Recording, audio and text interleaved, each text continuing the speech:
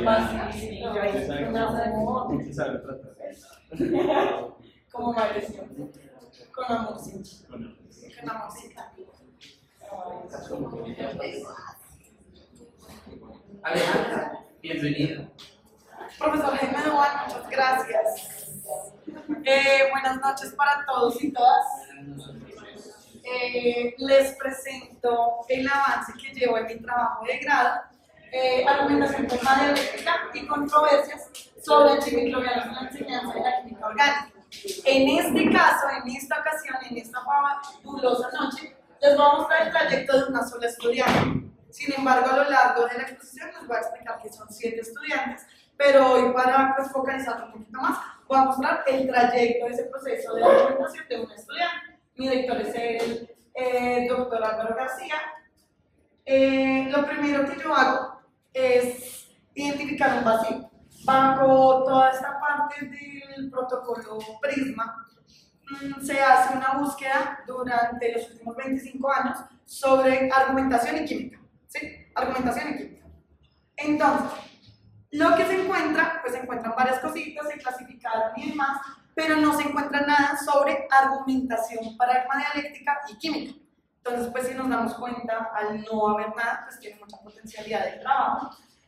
Cosas que encontramos, básicamente Turbin por todo lado, el modelo, como modelos argumentativos desde la formación de docentes, desde buscar estrategias para enseñar química, pero paradigma dialéctica nada, o nada que tenga que ver de pronto con argumentación para llegar a un punto de pronto de acuerdo de 2 puntos distintos de vista. ¿Listo?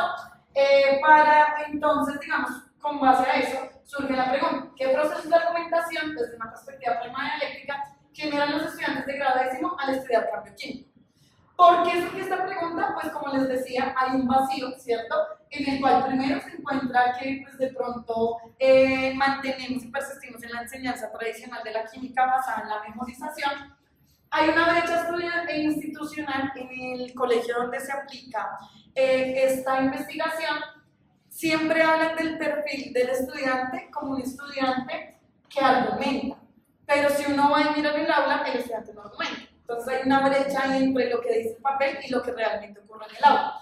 Y el predominio pues, del modelo de Turbin, que es como el único modelo que conocemos cuando hablamos de argumentación en química. Todo es basado en argumentación en química de lo que se encontró.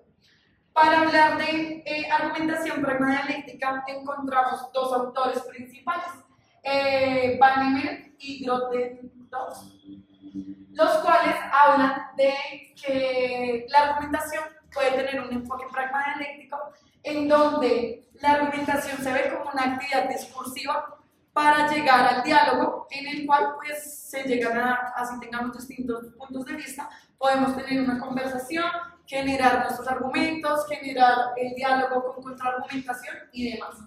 Este tipo de enfoque tiene 4 etapas: confrontación, apertura, la argumentación en sí misma y una conclusión. ¿Listo? Se usan también en investigación las controversias científicas. ¿Por qué? Porque siento que es un detonador para justamente toda esta parte de desacuerdos y generar esa discusión entre los estudiantes. Entonces, las controversias científicas las tomo desde Hosan y Acevedo, que hablan pues que son contextos ricos, ¿cierto? Ya sea a nivel histórico de fenómenos en sí, en donde se muestran diferentes puntos de vista. Entonces, ¿qué tiene que hacer el estudiante cuando tiene una controversia científica? Básicamente elegir uno de las posturas. Entonces, por eso pues ofrece cierta esa riqueza para argumentar y contraargumentar. Y el cambio químico, pues ¿por qué elijo el cambio químico? Porque es uno de los conceptos más estructurantes para la química, así de sencillo. El cambio químico en toda mi investigación lo veo en relación con los metabolitos secundarios y la extracción de metabolitos secundarios. Para ello, pues tengo ciertos objetivos. En general, analizar los procesos de argumentación desde la perspectiva paradigma dialéctica, ¿cierto? Y 3 específicos. El primero, pues identificar las estructuras de la argumentación paradigma dialéctica y pues hacer una proyección para implementar una estrategia didáctica fundamentada en este enfoque. El segundo, pues ya es diseñar e implementar esa estrategia didáctica. Y el tercero es caracterizar los elementos dialécticos presentes en las interacciones argumentativas de los estudiantes. Toda la metodología pues se basa en un enfoque interpretativo cualitativo, ¿cierto? En donde pues, la idea es identificar esa realidad construida intersubjetivamente. El tipo de estudio, un estudio de caso, en donde pues, se busca comprender a profundidad el caso. ¿Cuál es el caso? Pues esos procesos argumentativos en los estudiantes de grado décimo al estudiar cambio químico. Se genera una unidad didáctica en la cual se fundamenta ciertas bases del grupo de investigación. El grupo de investigación es gris y, digamos acá, para el diseño de unidades didácticas siempre se maneja una herramienta que se llama el mapa de diseño curricular, que vemos acá como MDC. ¿Qué es el mapa de diseño curricular? Yo busco desde los conceptos más sencillos hasta los más abstractos y los organizo de una manera que yo como profe, esto nunca lo conoce el estudiante, yo como profe pueda hacer el diseño como consecutivo de ciertas herramientas o ciertas estrategias para mi unidad didáctica. Y otro que se llama el cuadro de correlación nivel, idea, competencia. Entonces todos esos conceptos yo los organizo en unos niveles, ¿cierto? Planteo una idea de qué me puede entregar el estudiante, cómo hago yo esto en el aula, en términos de entregables de los estudiantes, ¿sí? En términos no solo pues, de que entregue y cumpla, ¿no? Sino cómo lo materializo y la competencia, qué competencia quiero desarrollar. La unidad didáctica consta de 18 actividades, sin embargo, para temas de análisis solo se van a analizar 11 actividades, las otras 7 son de andamiaje teórico únicamente, pero pues eran necesarias como para cumplir el proceso que queríamos. El contexto es una institución privada, ¿cierto? Son estudiantes de grado décimo que pertenecen a un énfasis de ciencias naturales. Entonces, esto le da, por decirlo así, un valor agregado porque son estudiantes que sí o sí quieren estar ahí, o bueno, quieren estar ahí en un énfasis, participar en un énfasis de ciencias naturales. Se hace muestra intencional, eran 15 estudiantes del énfasis, pero solo me quedo con 7 estudiantes porque completaron las 18 actividades. ¿Listo? Solo fue por eso.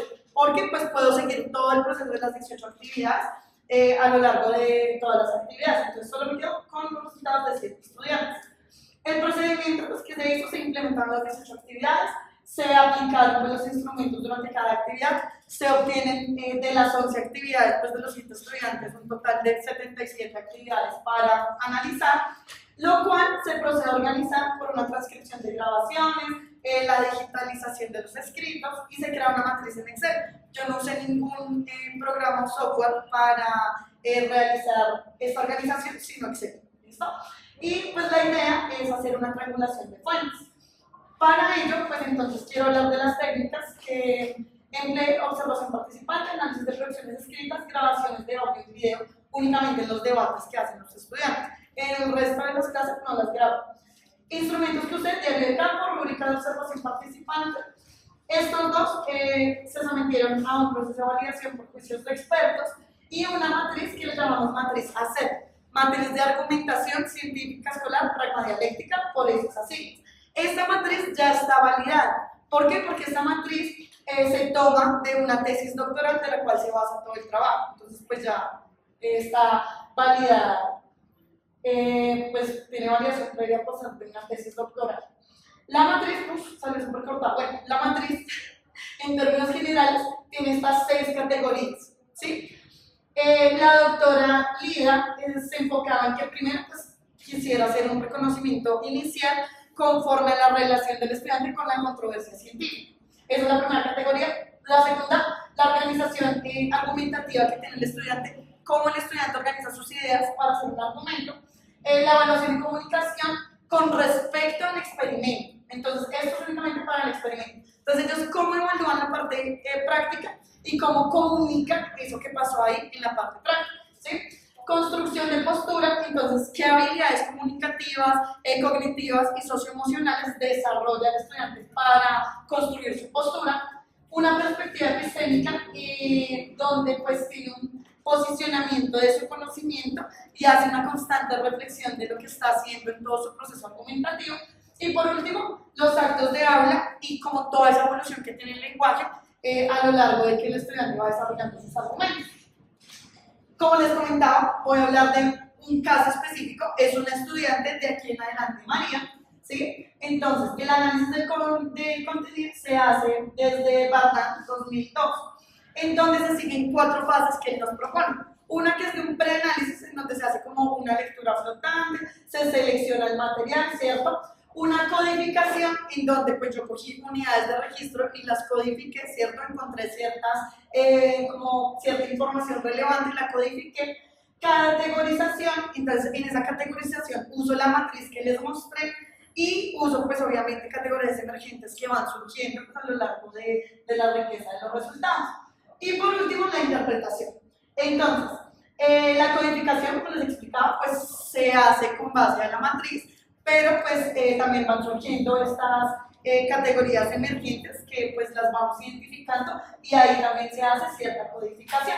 Y los hallazgos se triangularon con las observaciones de campo y las reflexiones del estudiante. Los estudiantes en cada una de las actividades tenían un espacio como de reflexión, entonces por eso pues es importante tenerlo ahí en el radar, que pues los estudiantes eran conscientes de pronto o pues se les hacía en las actividades una pregunta o alguna parte para que el estudiante fuera consciente y respondiera como de una forma de pronto de autoevaluación de toda la actividad que hizo en el día. Entonces, van a aparecer cortadas, ¿no? Voy a mostrar 3 momentos en los cuales pues yo evidencio, por decirlo así, esa progresión en el aprendizaje, en el proceso argumentativo, perdón, y bueno, también en el aprendizaje. La primera actividad, tengo una actividad 1 que es de ideas breves. En esta actividad a los estudiantes se les hace la pregunta, ¿qué es una planta medicinal? No es más, obviamente bonita, más estructurada la pregunta, pero ¿qué es una planta medicinal? María dice, las plantas tienen una sustancia que ayuda a aliviar los dolores, pero no sé cómo se llama ni cómo funciona exactamente en el cuerpo. Entonces, en otro párrafo dice, en mi casa las usamos seguido. Entonces, esa explicación, lo que intuimos ahí es que se basa en una tradición familiar y María tiene un posicionamiento de narradora reflexiva. Entonces, ella sabe que hay una sustancia en la planta, no sabe cómo funciona, pero pues le da el valor de que esa sustancia tiene una relación causal en el cuerpo, ¿cierto? Porque pues hace un efecto en el cuerpo que es, como ella misma lo dice, aliviar los dolores. Después de 8 actividades, en la actividad 9, ya han habido prácticas de laboratorio, ya han habido ciertas lecturas de controversias. En la actividad 9, exactamente, lo que pasa es que se hacen extracciones de hierbabuena y sábila con alcohol y agua. Entonces, se les da como para hacer toda la extracción. Y la estudiante dice, el extracto de hierbabuena con alcohol dio un halo de 16 milímetros. En halo se refiere a un halo de inhibición porque está haciendo pruebas como antimicrobianas, ¿sí? Entonces el halo es como un circulito alrededor de una prueba que se hace del extracto, que si muestra, digamos, gran inhibición es porque de pronto sí tiene una acción antimicrobiana. Entonces a eso hace referencia con halo. Un halo de 16 milímetros, mientras que con agua solo 9 milímetros. El alcohol, al ser un solvente polar intermedio, de polaridad intermedia, extrajo mejor los compuestos activos, probablemente terpenos y flavonoides, que son los más solubles en alcohol. Entonces, si nos damos cuenta, el lenguaje cambia totalmente. ¿Sí? Después de estas 8 actividades, el lenguaje, digamos, ya no es una sustancia difusa, sino pues ya se le da una caracterización de que puede ser un terpeno flavonoide posiblemente, de pronto por algunas indagaciones que hizo la estudiante anteriormente. Y también se establece una relación causal entre el tipo de solvente y la extracción que se dio. En el momento 2, resulta que en la actividad 11 ellos tienen que generar una estructura como un argumento en donde ellos deben decir, bajo una controversia, que defienden si lo sintético o lo natural o una mezcla entre ambos y por qué. En esto, lo que hacen ellos, se les da una prompt y en la prompt hay un pedazo específico que dice pega acá su argumento. Y esto se lleva a una IA y con la IA lo que hace es contraargumentar. Entonces la prompt lo que hace es decirle a la IA, actúa como un experto en argumentación, forma dialéctica, diálogo crítico, o sea, se le da todo un contexto a la IA para que pueda hacer esa contraargumentación.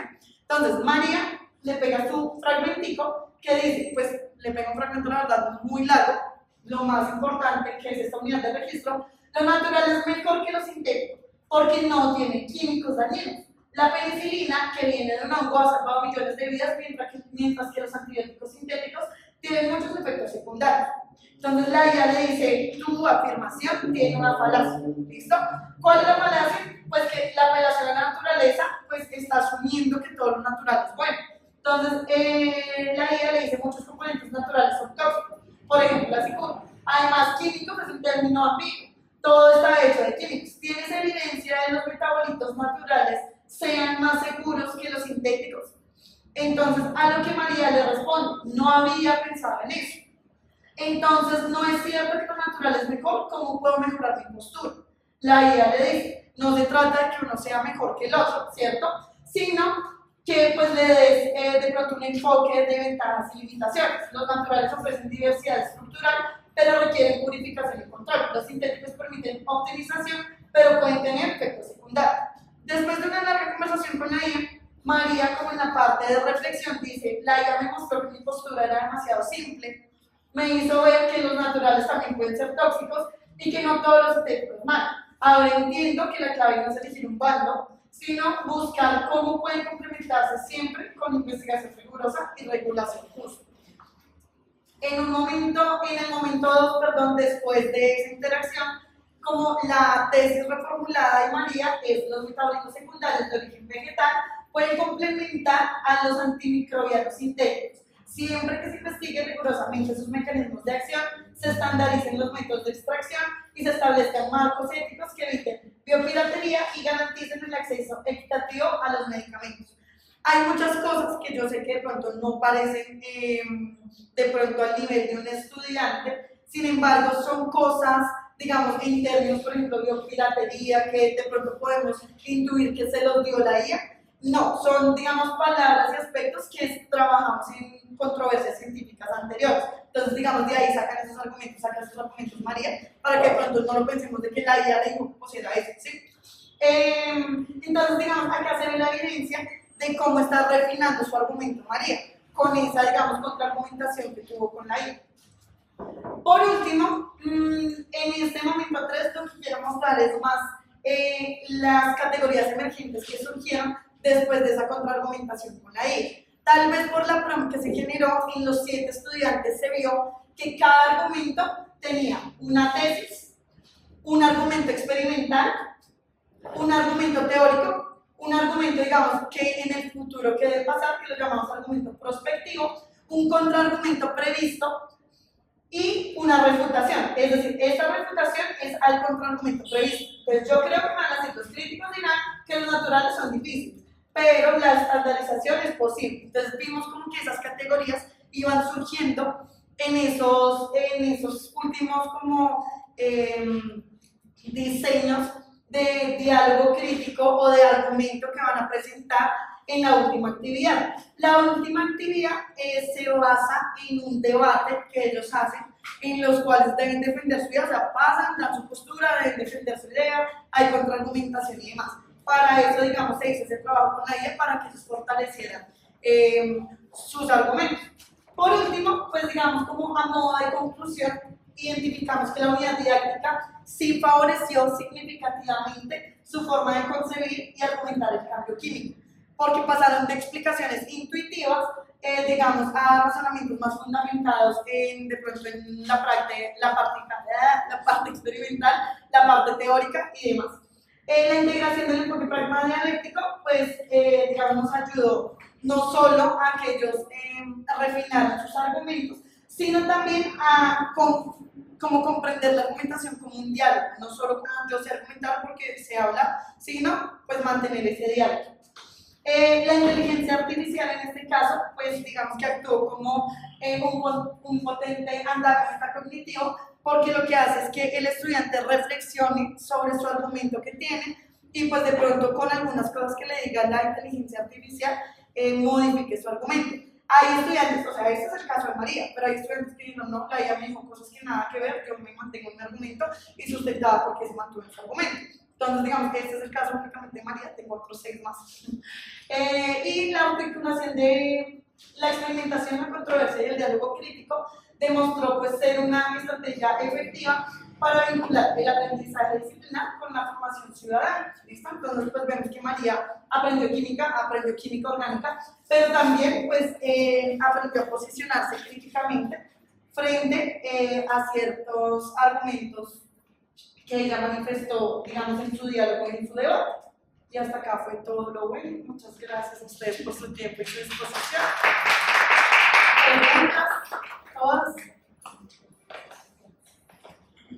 Yo sí tengo preguntas también. Permíteme mojo la palabra. Gracias, Alejandra, por la presentación. Podemos ir, por favor, a la diapositiva en donde la estudiante apenas está comenzando a hacer una descripción y habla de lo natural. No, eso es más antes. ¿Ese? Sí, digamos que he estado tratando de consolidar la interpretación de que el enfoque pragmadialéctico, bajo esa lógica de desarrollo, posibilita el desarrollo, la evolución de la argumentación del caso de María. Sin embargo, me surge la pregunta que si tu trabajo está asociado a mostrar el refinamiento del uso de una lógica discursiva frente a las interacciones con la guía y el fenómeno del estudio, pero no hace ninguna contrastación con lo que declara al principio, perdón, por ejemplo, con algo tan importante como que hay sustancias que están en las plantas que alivian los dolores. Es decir, si bien muestras que hay un refinamiento discursivo en la narrativa de la estudiante, usando términos científicos y una lógica de explicación científica, ¿qué pasó entonces con la comparación de que si eso se alivia o no alivia los dolores? ¿Eso les sirve para algo ese desarrollo argumentativo para poder en tu trabajo decir el enfoque pragmadialéctico evidencia que el estudiante evolucionó en su forma explicativa, pero también tiene una nueva forma de hablar de aliviar el dolor, porque ella declaró eso al inicio? Entonces me parece que sería importante que tuvieras como algunos comentarios al respecto o lo consolidaras, dado que se toma casi siempre como una predeclaración lo que hace el estudiante al inicio con sus palabritas o sus palabrotas, sus palabras, y después se dice en mi enfoque, con mi unidad didáctica, con mi trabajo, mire cómo evolucionó. Sin embargo, a mí me parece muy valioso lo que dijo el Tabananza al principio, sobre todo porque no lo encuentro al final. Si al final tú dices, ahora bien, esto que está declarando la María fue cuestionado en términos de lo que declaró al inicio, y veamos la contrastación. Para lo que se refería con que las plantas tienen sustancias que alivian dolores, esto nuevo, o eso se transformó de esta manera. Y tengo evidencias que María sí dice, claro, sí alivian los dolores de cierta manera, o no, yo no alivio los dolores, o es una mentira. Entonces creo que ahí hay un vacío, porque me parece que es muy poderoso lo que declara al inicio, como para no tenerlo en cuenta al final de tu presentación. Mira que sí, de pronto sí pasa en términos del debate, que los estudiantes, digamos, le dan esa identidad a las sustancias, ¿sí? Entonces dicen, hay metabolitos secundarios, pues que cumplen, digamos, con la función, no sé, antiinflamatoria, y por eso me quitó el dolor de estómago. O sea, sí pasa en el debate, que de pronto no está acá, no está ahí, pero sí pasa en el debate que ellos, digamos, hacen esa reflexión de, digamos, de esa sustancia que yo creía al inicio, que me servía a mí, o que, digamos, yo ignoraba, yo solo decía, me quita el dolor de estómago y ya sé que es algo que tiene la planta, que se llama metabolito secundario, que pueden haber tipos de metabolitos secundarios que cumplen una función, ¿sí? Entonces ellos sí de pronto hacen esa relación más del metabolito secundario con lo que causa en el cuerpo. ¿Sí me entiendes? Sí, pero no lo muestras. Y no, eso porque sería fundamental sí. demostrar desde mi punto de vista, porque entonces, ¿para qué sirvió el enfoque pragmadialéctico? Sí, precisamente se asume una interpretación inicial que se le dice cotidiana y además se le asigna una descripción narradora reflexiva, ¿sí? Donde tú dices, reconoce su desconocimiento, pero no cuestiona la fuente. Entonces, si eso se declara al principio y yo elaboro todo el proceso, hago la pragmadialéctica, debo volver acá y decir, mire, frente a lo que yo como intérprete, profesora, experta, investigadora declaré al principio, voy a mostrarle las transformaciones porque hay evidencia de esas transformaciones. Cuando la estudiante ya usa de esos términos y lo asocia con la idea de alivio, o lo asocia con la idea de sustancia, o lo asocia con otra cosa que haya dicho, digamos que no lo conozco exactamente, ¿no? Pero creo que solo para que lo pienses con tu director, en tanto es muy también poderoso el enfoque, ¿no? Y es muy valioso, porque es de dónde agarrarse. Al fin y al cabo, el investigador se agarra de ese enfoque y entre más le extraigas ese proceso comparativo, podría uno decir, claro, hay una consistencia del enfoque para hacer unas transformaciones de la argumentación del estudiante coherente, para no caer de pronto en decir que el enfoque pragmático solamente contribuye una forma de argumentar elegante, pero que en últimas no se contrasta con lo que, o sea, yo lo transformo en formato, en hablar elegante, pero ¿eso qué significa? En términos de lo que decía antes. Si ellos pudieran decir, o uno les pudiera hacer una entrevista a María y decirle, y entonces, ¿cómo me explica el alivio del dolor de esta sustancia, con la idea de química que has aprendido, lo que has aprendido? Seguramente va a usar eso. Sí. Es como rescatar esas palabras iniciales y ponerlas en contraste en el proceso del enfoque pragmadialéctico, que además tú ya lo has dicho. De pronto te faltó como ir explicitando. Profe, igual es un avance, me faltan las últimas actividades por analizar y demás, pero muy valiosa tu observación. Muchas gracias. Gracias.